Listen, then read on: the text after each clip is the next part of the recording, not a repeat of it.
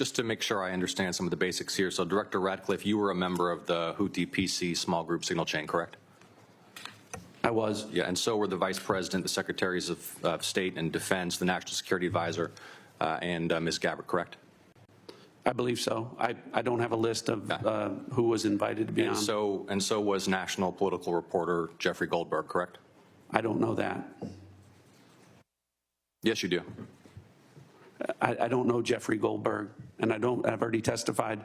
I don't know whether or how he was added. Okay, well, he was a member of the signal chain, and the discussion included the Vice President's private opinion on the wisdom of proposed U.S. strikes in Yemen, correct? I don't recall.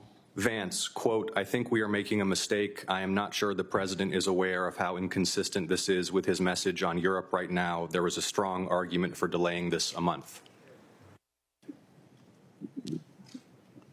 You don't recall? I don't. As you don't recall seeing that? Read that? I don't. It included the private opinions of the Secretary of Defense on the timing of strikes in Yemen, correct? I don't recall.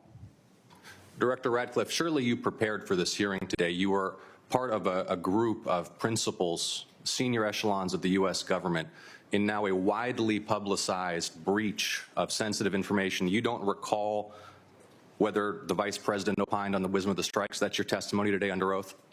In that setting, I don't recall. Here's what Secretary Hegseth said, quote, waiting a few weeks or months does not fundamentally change the calculus. Two immediate risks on waiting. One, this leaks and we look indecisive. Two, Israel takes an action first or Gaza ceasefire falls apart and we don't get to start this on our own terms. Your testimony is you don't recall the Secretary of Defense sending that message or reading it?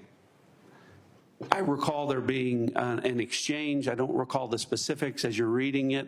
Well, let's put it this way, Director Ratcliffe, a discussion by senior U.S. officials on the timing and risks of a proposed military campaign and disagreements between the President and the Vice President about U.S. plans and intentions would be of obvious interest to foreign intelligence services, would it not? Yes. And they were discussing the timing of sending U.S. air crews into enemy airspace where they faced an air defense threat, correct? I'm going to, Senator, defer to the other principles that you're referring to about what the meaning and the context of what they were auditing. They're talking about the timing of U.S. airstrikes, correct? Yes. Yes, and therefore the timing of sending U.S. air crews into hostile airspace, correct? Yes. And therefore the time period during which enemy air defenses could target U.S. air crews flying in enemy airspace, correct? I don't know that. You do know that. Let me ask this question, General Hawk. You lead America's signals intelligence collection. Would the private deliberation of foreign senior officials about the wisdom and timing of potential military action be a collection priority for you and the U.S. intelligence community? Senator, it's our job to do indications and warning for both the plans and intentions of adversary leaders and for military commanders. And would not information about the timing of airstrikes allow a military to pre-position or cue air defense systems to shoot down enemy aircraft? I think, Senator, from our perspective, any advance warning is something that we certainly are trying to protect. Yeah.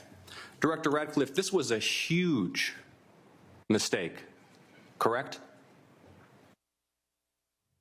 No. A national political... Hold on. No, you Let me hold answer. on. No, Director Ratcliffe, I asked you a yes or no question, and now you'll hold on. A national political reporter you can characterize it how you want. Was made privy to sensitive information about imminent military operations against a foreign terrorist organization. Mistake of adding a reporter. And that wasn't a huge mistake? That wasn't a huge mistake? Well, I think they characterize it as an embarrassment. This is utterly unprofessional. There's been no apology. There has been no recognition of the gravity of this error.